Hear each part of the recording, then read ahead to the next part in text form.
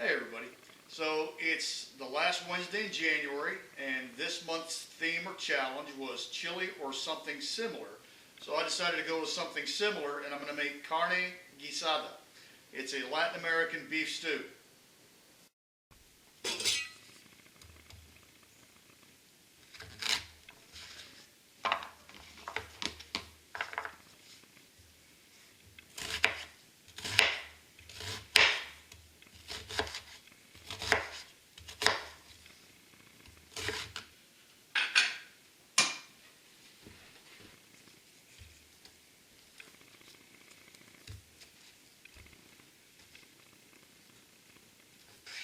I'm going to brown this real quick, and then I'm going to braise it for about an hour, and then I'll add the rest of the ingredients, and we'll come back and take a look at that when it happens, and we'll go from there.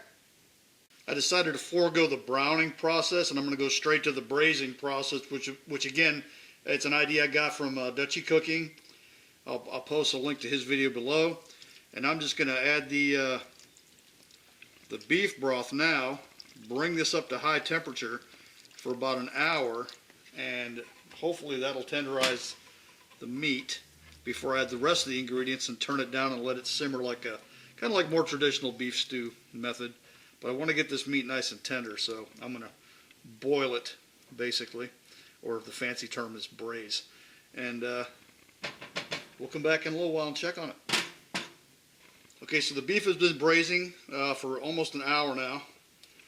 Pretty comfortable with it's pretty tender. So I'm gonna start adding the rest of the ingredients here. Oops, not the lid though. Lids are not on the ingredients list. I'll edit that out. You'll never even know I dropped that in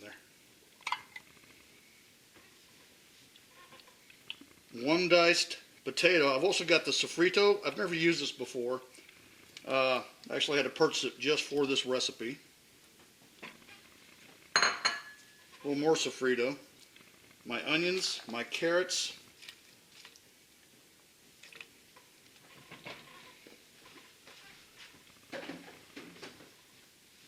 my dry ingredients, which you can look up. I'll post a link to the recipe below here. Several seasonings in there. 1/3 of a cup of red wine. Is that my red wine? No. Are you sure? Positive. It's the other red wine.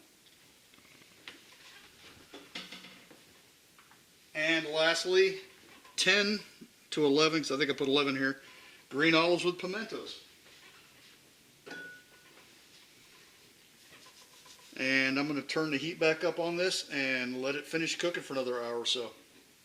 Let me give this a quick stir with my silicone spurtle here. I got this idea from somebody that's out there, maybe watching this video. They're right. He has a long white beard, kind of like Gandalf, but he's a lot hipper. He's the guy that introduced me to the spurtle, made me want to research and find one and give it a try. Okay, it's Jaxx Drinkwater. Everybody knows who he is. Alright, I'll be back in a little bit. Okay, so we're about 30 minutes into our simmering. Everything looks pretty good. It smells great. I hope it tastes great. Like I said, I've used, there's a lot of seasonings and ingredients here that I've never used before. Sazon being one of them. First time to try this. And Sofrito, first time to try that. You can find it in the Latin American aisle of your grocery store, import areas or whatnot. But it smells really good. Put the lid back on and let it go another 30 minutes.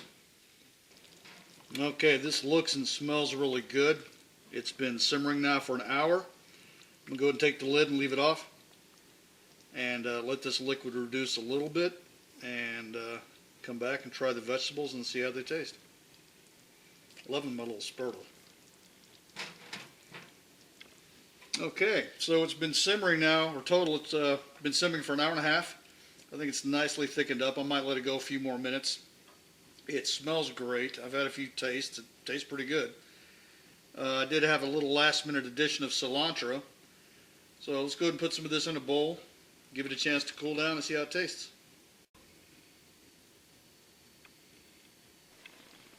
Okay, so we've given this plenty of opportunity to cool down. To be honest, I tried it already. Make sure I didn't burn myself. But for the video taste test, Carne Guisada. Give it a try at home. Pretty easy recipe. The hardest part is waiting for it to finish cooking while it's on the stove. For a beverage pairing, I would recommend a nice dark rum or a spiced rum with Coke. Enjoy your Cast Iron Wednesday.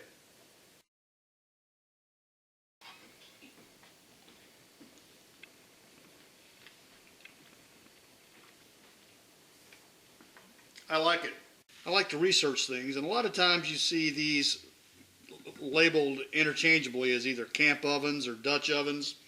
So I've researched it a couple times, and the best answer that I've been able to come up with, or at least the most consistent through my research, is that this is a hybrid Dutch oven.